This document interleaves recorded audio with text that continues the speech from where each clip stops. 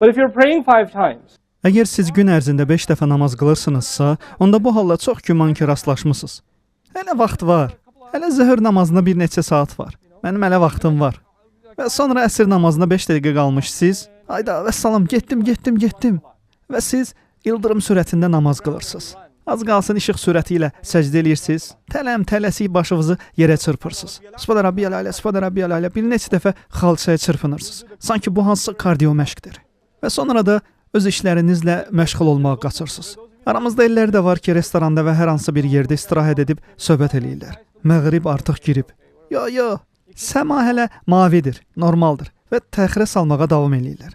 Bəli, belə acınacaqlı tendensiya var. Ellər də var ki, xeyli vaxtı işanı vaxtında qılmırlar. Bugün biz məsciddə namazı dərhal əzandan sonra qıldıq. Başqa günlərdə isə çox vaxt gecə yarısından sonra, gecə saat 1-də, 2-də, 3-də qılırıq. Və bu real problemdir. Allah Subhanahu wa Ta'ala'nın namaz qılanlar deyə sadaladığı insanlar yuxarıda qeyd etdiklərimizə bənzəmirlər. Onlar öz namazlarında sabitdirlər. Başqa sözlə desək, həyatınızda hər bir şey namazın ətrafında fırlanmalıdır. Əksinə yox, başqa hər bir şey ikinci planda olmalıdır. Nə vaxtsa sütunlu bina görmüsünüz, hər halda görmüsünüz. Bu sütunları yerindən tərpədə bilərsiniz. Xeyr, siz onları yan keçməlisiniz. Misal üçün, əgər içəriyə mebel salmaq istəsəz, siz sütunları yerindən tərpədə bilmərsiniz. Çünki əgər siz bunu etsəz nə baş verəcək? Bina uçacaq. 5 namaz günümüzün 5 sütunudur, dinimizin dirəyidir. Onları yerindən tərpədə bilmərsiniz. Onları olduğu yerdə saxlamaq lazımdır. Əgər bunu etməsəz, imanınızın bünövrəsi, imanınızın binası çökəcək. Biz onları yerində qorumalıyıq. Və Allah Subhanahu wa Ta'ala namazı olduğu kimi qılan insanlar haqqında xatırlatdığı birinci xüsusiyyət o kəslər ki, namazlarını daim qılarlar. Bu deməkdir ki, onlar çox dəqiq və nizamlı şəkildə namazların vaxtına riayət edirlər.